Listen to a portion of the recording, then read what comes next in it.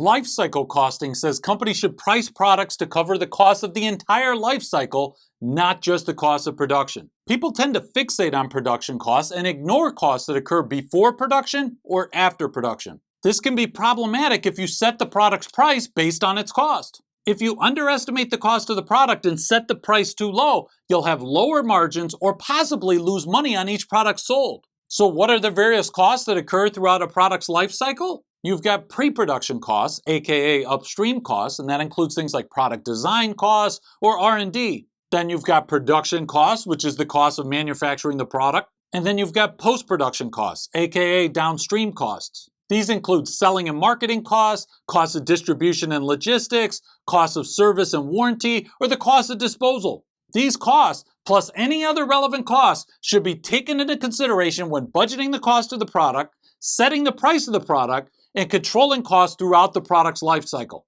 For example, let's say that Ben & Jerry's is launching a new product, ice cream donuts. Ben & Jerry's plans to produce 1 million units a year for 3 years. You can see that the product cost is $1 a unit. That's $3 million in total production costs divided by 3 million units. But the total life cycle cost is $1.70 a unit. That's the cost of the total life cycle, $5.1 million, all those costs added together, divided by 3 million units. Thus, if Ben & Jerry's sets the price of the ice cream donuts at $1.40 a unit, that will be high enough to cover the production costs, but it will be lower than the total life cycle cost per unit.